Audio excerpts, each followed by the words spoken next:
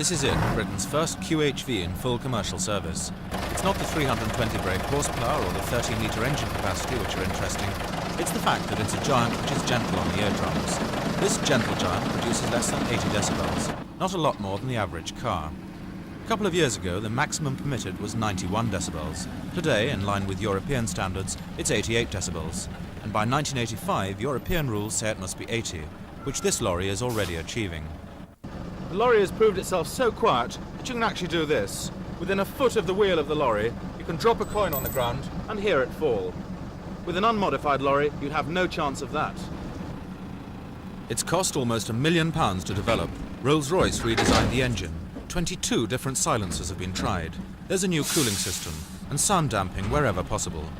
Driver Clive Lehman has put it through its paces, and after 85,000 miles he has no reservations. It's not such a strain. You can work in a decent environment. There's none of this thumping of the ears all day long. And it makes a change to go along in a vehicle today and listen to the radio. The problem for the fleet operator is likely to be the cost. Hushing up will add £2,500 to a £25,000 lorry. To make people buy them, it's got to be a legislation that will only do this in the long run.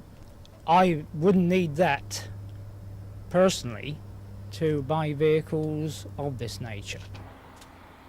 The Council for the Protection of Rural England say it's time the government took the initiative. With 1985 around the corner, they're afraid Britain's lead could be lost, and their fight against noise pollution could be an export earner as well. We instituted research into the quiet heavy lorry in 1971, and the other nations and other manufacturers are talking about it being impossible to complete the research that is necessary by the year 1985.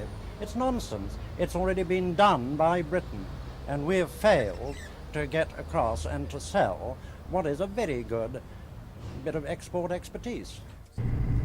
In November, the QHV completes its 2-year road test, and the Department of Transport say it won't be until then that they can evaluate all the results. But after that, they're hoping that industry will catch on to the idea. This is Simon Westcott with the Quiet Heavy Vehicle, Thames News.